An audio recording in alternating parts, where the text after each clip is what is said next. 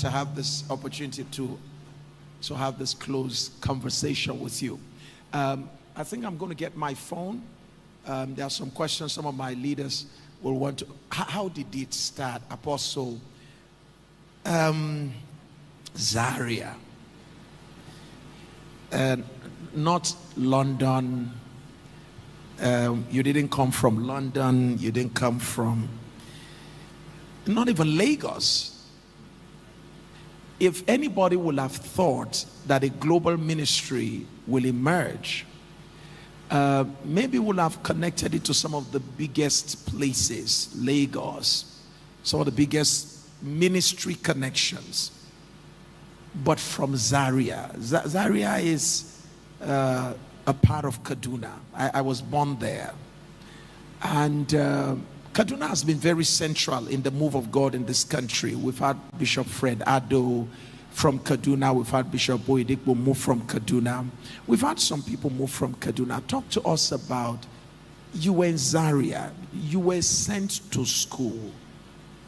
That's what bothers a lot of us. Your parents actually sent you to school, and you went to school and found something else to pursue, and you gave yourself to that. What really drove you? What drove you to pursuing what you began to pursue in Zaria? I mean, what did you see? What captured your heart? Thank you very much, Reverend Sam. Jeremiah chapter 1, from verse 5, when you read to 12, it said, before thou camest forth, whilst you were in your mother's womb, I ordained you and I sanctified you to be a prophet to the nations. Yes, sir. So before he was even born, I don't consider myself to necessarily have done anything that is outside of a divine script. I think by the mercy of God, I just stumbled into what I believe had been preordained for me. And that for me, it just so happened that Zaria was the place by the Spirit of God that allowed for that incubation, allowed for growth. I guess because of, I would say, the northern hostility and the environment, it was just conducive. There's something about the north, with all due respect, I think there's a greater sense of authenticity, spiritually speaking. There's nothing to show off, you know, and all of that. So that's what I would say. I'm not as concerned about where as it is about the fact that it was a drive that had been in my spirit way even before Zaria days. And so people, okay, well, Zaria was where the vision for ministry was birthed, but the call of God upon my life, way before Zaria days, I was already involved in so many things that had to do with evangelism, that had to do with soul winning, hospital visitations, you know, and all of that. So we used to have those days, they got us like a discipler. So weekends, myself and a few people would go over to his house. He would teach and train us. Sometimes we visit hospitals. So these things were already ongoing. We used to hold concerts. Even before Zaria, we had produced with a group an album. You know, we used to travel for a lot of things. So I think that Zaria just came as the birthing point, particularly for Koinonia. It gave frame and definition to what we're doing. But I would say, responding to your question, that I believe it's just a preordination from God, that I found my place in life and destiny and just walked through it by mercy and grace. Wow. I'm sure they're going to give some monitors to Apostle here, okay. Some monitor sound. We need some sound here. You know, Apostle, yes, we thank God for preordination. There are many of us who have been preordinated. Permit my English here. So many of us have this call. I've heard people tell me the rugged, the kind of drive you have, the way you study, the way you pray. There was something about you people always talk about. It has to do with some passion. Talk to those of us who have this same preordination. We all have this call. how important is discipline and dedication to the fostering of God's purpose for our life? I mean, okay, so yes, I have the call of God. Is it going to happen automatically? What is my role? There's a planting, there's a watering. Speak to the issue of our role in making sure that what God has shown us. I can tell you things people have said that you did, and I was like, really? And you shared part of it yesterday. You will go to Renard Bunker's conference. You were not invited. You were not part of the committee. You get crashed. You got involved in pushing wheelchair. So talk to us about this, the place of drive, dedication, the place of discipline. Talk to us about that. In truth, it's a very uncomfortable conversation, but I think it's a very important one. I call it the God-man partnership, Reverend Sam. So God gives the vision, but there is always a role that we have to play in making prophecy manifest. And it's not just a straight line, it's a combination of many things, from prayer to study to diligence and so on and so forth. And I would not be sincere with you if I told you that all that happened was just the grace of God. Like Paul, I would say, I am what I am by the grace of God. But he said, this grace was not showered on me, in that I labored more than ye all. Yeah, so I will tell you a few things. The place of prayer, the discipline of prayer, consistent prayer, the discipline of learning the word.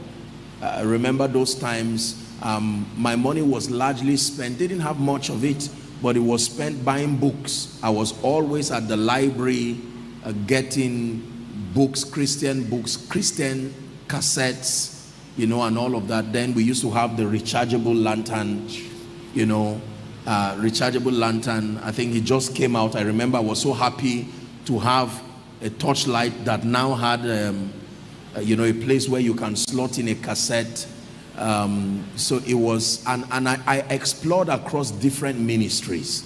You see, I didn't limit myself to just one ministry. In fact, the first time I encountered Benny Hinn, for an example, you know, the video, yes, it was at a studio in Jos. We went to do something, and then I sat there for a moment. You know, it was late into the night, and then I'm watching this man, and I'm seeing miracles on miracles, and I'm saying, who is this? You know, got the name, and the next thing, I got every material I could find. Every material. They didn't have much, but I could get everything. You know, everything I found, I devoured it.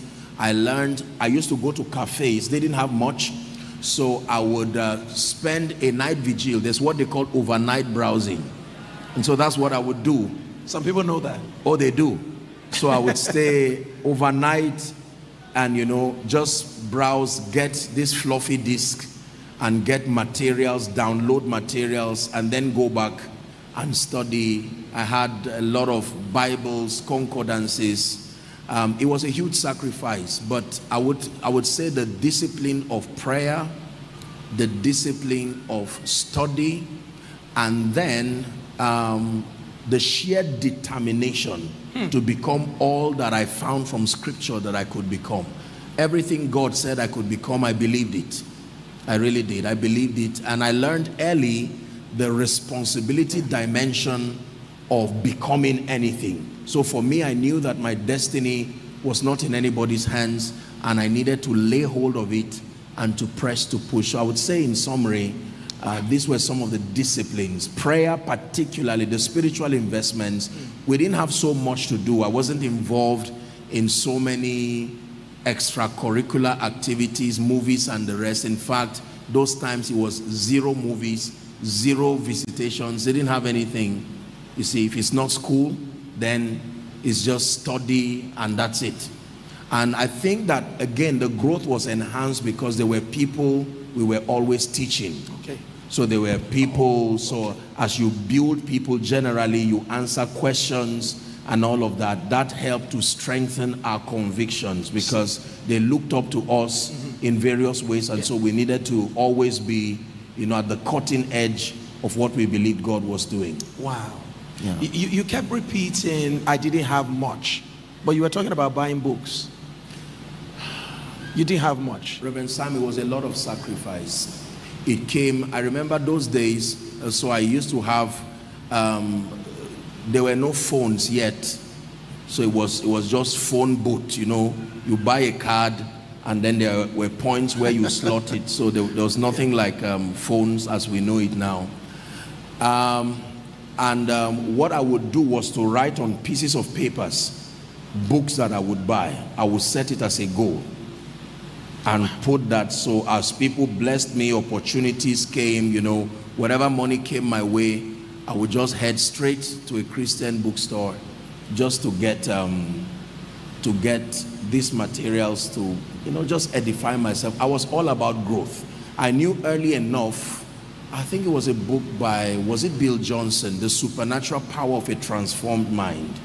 And I learned that if I invested in transforming my mentality like I taught earlier on, every other thing would come. So I wasn't particularly interested in things like wealth or fame or notoriety, as it was about growth.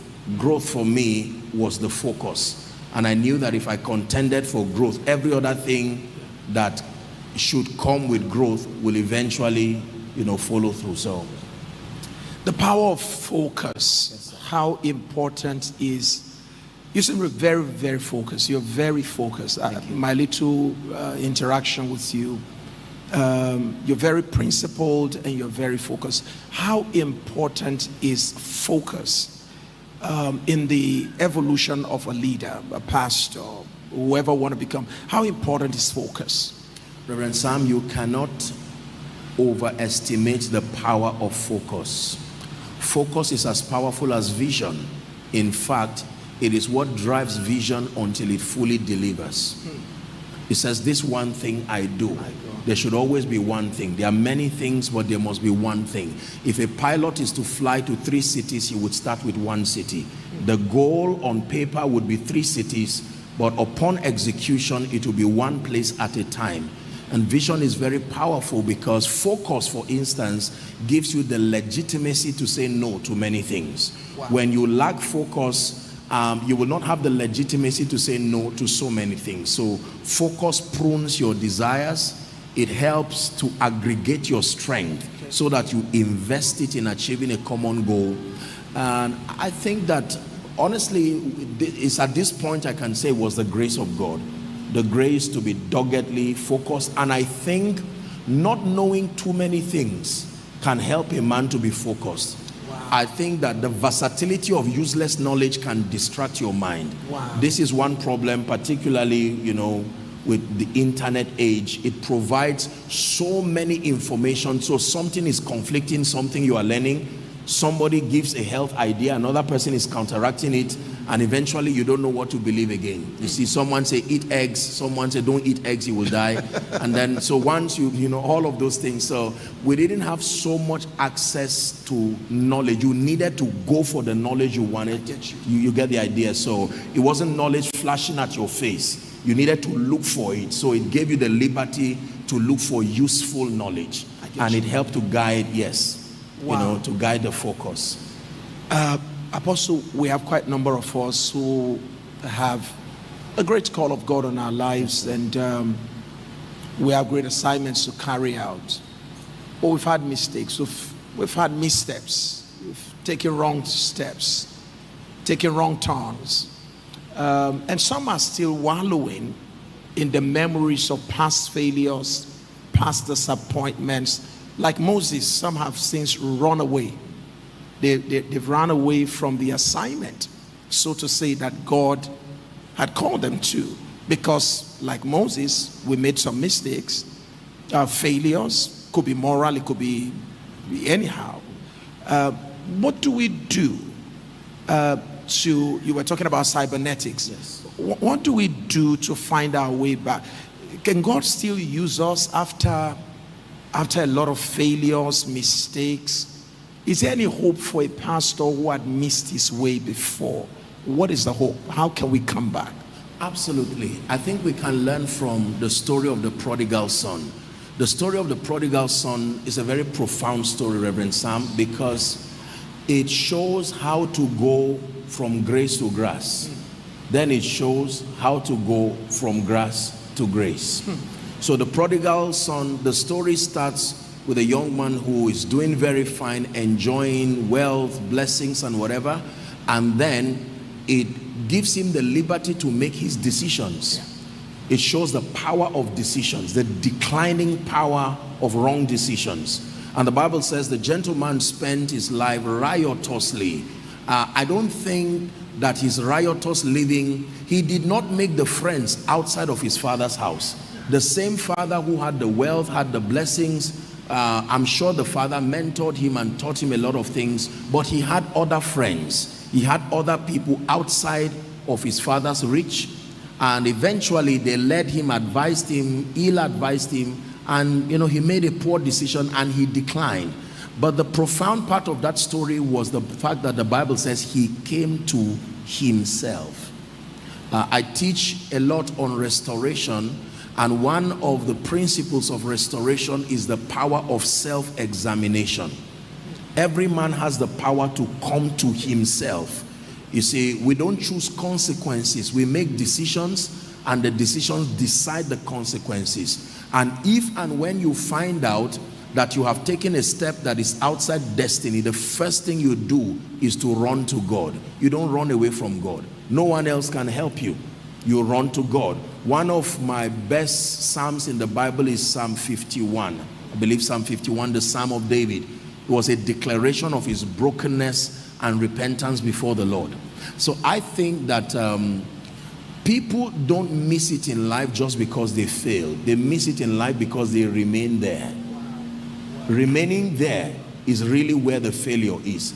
The ability to get up, retrace your step, find the God of your salvation and begin to make your way back. I think for me that's where the power is. And in getting up to go back to God, you leave back with two things. Number one, the memory of how not to do it again. And then you are able to comfort others in the future with the same comfort that you have received. There are many reasons why people fail. Sometimes it's not a product of rebellion. It can be a product of no or poor mentorship, lack of information, and then sometimes they just yield to temptations from the devil. So regardless how those failings come, whether it's moral failings, whether it's technical failings in terms of executing your assignment, the point is you will always need to return back to God if you must find your bearing. Wow. Can we put our hands together for that? You talk a lot about relationship, and I've seen you build relationship across. I've seen people in the corporate industry, business, governance. I've seen all kinds of people around you. You talk so well about the importance of building strategic relationship. Can we all please make welcome His Excellency, please? You're welcome, sir.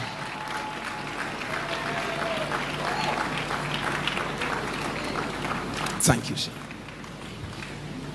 So you talk about building strategic relationships. And like I said, I've seen around you, I've seen people who are business owners, CEOs. I've seen people who are in government. I see that you mentor a lot of these people, and for whatever reason, I see that you are able to build relationship across board, and you are so non-judgmental. I think it makes it easier for people to come around you. Talk to me about building strategic relationship for those of us who are pastors, who are leaders, business owners, those who are involved in governance. How important is building strategic relationship in this 21st century? This is a very powerful question, and it's an important issue, Reverend Sam.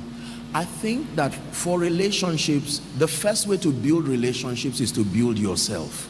It's the greatest gift you can bring to any relationship. To build yourself. To build yourself. The gift of transformation, the gift of preparedness. is one of the greatest blessings you can bring to any kind of relationship. Marital, love relationships, business relationships, because you are giving of who you are before you give of what you carry. You see, so most people are not able to build relationships, not because they lack the technical know-how. They are not just good people. They've not. So when I talk of being valuable, there are two things I look at. Number one is being virtuous, a person of character. Then number two, having your technical or transactable skills. Okay. So in my world, when you say you are valuable, I don't look at your technical skills. I look at who you are in terms of your character first. Then I look at your transactable skill. One of the most visible expressions of God's glory in the Bible is his goodness. And one of the greatest keys I have found out in building relationships is to be a good person. And Reverend Sam, being a good person is an aggregate of many things. It means you have to be thoughtful, you have to be kind, and you have to be compassionate.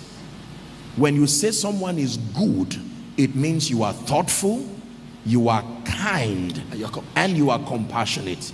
It's impossible to say you are good if you are not thoughtful, you're not compassionate, and you're not kind. So in dealing with people, you spoke about being not judgmental. The truth is that I love Jesus and I love people genuinely. I see.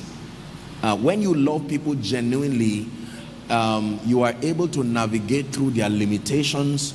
You are able to see from an eagle's view the motivation behind the things they do, good or bad. And sometimes it gives you the staying power, the strength to overlook certain things. Yes. If someone can act foolishly, but is responding to ignorance, it's not a wicked person.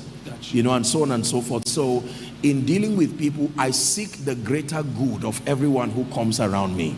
My position for people is always to have their best interest. And if I do give them an investment of my time, my emotional space, and they abuse it consistently, I would love them and respect them, but I'll create a distance that allows me respect. They have a right to keep to their value system, but if it's inconsistent with where I'm going, I don't let it become a distraction. But fighting, tearing down, it's not something that is not a part of me at all. And honestly speaking, you don't find me gossiping about people, saying whatever. I talk about people, but not to smear them, not to destroy them, not at all. I give people the benefit of doubt, and I think the idea is to love people. My name means the way to love, and it's a good name, and I try to live up to it, just to love people sincerely. And when people don't get it right, I'm not too quick to point fingers. I try to look what would have been the motivation behind this. And then one of the keys, again, in maintaining relationships is honor. His Excellency just stepped in. It's my first time seeing him. God bless you, and we honor you, sir. But we all stood up to honor him in that capacity. Honor, I define, is the discerning, the celebrating, and the rewarding of men for their distinctive difference, for their uniqueness, and for their value. And it's a powerful law. It's changed my life. And you cannot build relationships if you do not understand honor. When you trivialize people's sacrifices and when you make it all about you. But I'll be honest with you, I also had to study on building relationships. As far back as 2004, 2005, I took a comprehensive study on Dale Carnegie's books, How to Win Friends and Influence People. And one of the things I learned from that material as far back then is always focus on people's needs, not your needs. When you become selfless, when you become intentional about helping people meet their needs, you find out that you are planting a seed that becomes a harvest to you.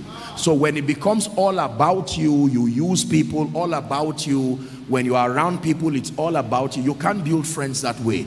You must become an active contributor to the growth of that relationship. So this has been some of the principles that I've used. I hope that did justice. But you know, I see them. I see, we've been in meetings together in some places, and I've literally watched how you relate, and I must say that everything you said reflects what you do. Before we leave, you are in a position where you lead a great global organization, Koinonia, and you're doing amazing things in the United Kingdom, in Canada, and I'm privileged to interact with some of the people there, and it takes a lot. I've been with you in Manchester to see what happened there. It takes a lot to bring all of that together. What are some of the qualities that a leader needs? And I see people working, and they do so joyfully. What you may not know is that the woman that did the souvenir for the conference you had last year happens to be a member of our church. And the dedication she put into it, and she told me, she said, Pastor, I also want to add my own stuff to what they ask me to do. What is it about you and what you want to say to leaders? What are the qualities that we need to possess as leaders in order to be able to galvanize people together to pursue a common cause? What is that thing a leader needs to know? What is that thing a leader needs to do and even be in order to be able to influence people in that manner? Okay, a number of things. First, I would say people don't care how much you know until they know how much you care. You need to be genuinely invested in people. And it's a culture that have sold to our people, you know, across all our expressions. I love them genuinely. I care about people. I take everybody around my life as I assume that position of a father. There's nobody who is around my life who is treated like a victim. If I can take the risk to bring you close to my space, then I immediately become interested and invested in your destiny. So when people know that you genuinely care for them, yes, not just that you want to use them as tools to achieve a goal, when people know you want to use them, you will not have their loyalty, and the truth of the matter is that they will not give their best, because they know that you are only using them as the most available option at that time. I am a builder. This is what I do for a living. I build people. I build destinies. And so God has given me the unique grace to harness. I can see potential in people and take the risk of investing into the people until they are built to become people of capacity. And so I think it's one thing that has helped that every leader must have. I define leadership as the ability to harness and to coordinate human and material resources so as to meet a common goal. Yes. One, it's an ability. Number two, you must be able to harness, meaning to see potentials. Two, to coordinate, to aggregate together so that it produces profit. And then number three, a common goal. You must cast a vision before the people that unifies the people. It is vision that unifies people, not sentiments. If you cannot give them a vision that is greater than their sentiments, you will find a divided people. And then you must be the first model of your convictions. It is one of the greatest ways to lead. So if you tell people fast, lead the way. If you tell people give, lead the way. If you tell people love God, lead the way. If you tell people show honor, lead the way. People will watch you and see that you are a testament of your convictions before they follow suit. And I think it's one area leaders fail. They put the rules and then they think the rules don't apply to them. Every rule you put forth as a leader, it applies to you first. In fact, it should be stricter on you because you become the model for the people to follow. Wow. Okay. Thank you so much. You know, I'll still have to bring you another time again. I want to dig deep again into some other thoughts that I think can shape minds and help us develop quality leaders. Because imagine what will happen if we have more of Apostle Joshua Selmans across the country, and one is happening in Lagos, another one in Jos. Just imagine what will happen in this country. It is absolutely true that everything rises and falls on what? Leadership. Everything rises and falls on leadership. And from what Apostle have just shared with us, for all of you who are graduates, who are leaving here today, if there's something I wanted to take away from this conversation, he kept repeating, I care for the people. You cannot lead well if you are disconnected from the people you lead. By the way, is there leadership if you're not in relationship with the people? And how qualitative is your leadership if you don't care about the people that you seem to be given an opportunity to lead? So as we leave here today, I hope we all leave with the determination to provide care for the people that we lead. I love the construct in terms of his concept of what leadership is. First of all, it talks about your ability to be able to harness, all right, potentials, and you are able to use this potential to accomplish common goal. All right, those of you who are graduating, you know that we always define leadership as the ability to exercise special influence within a group in order to be able to move the people towards the accomplishment of a common goal. I hope that adds to your definition. Would you help me appreciate Apostle Selman? Thank you so much, sir. Thank you. Thank you so much.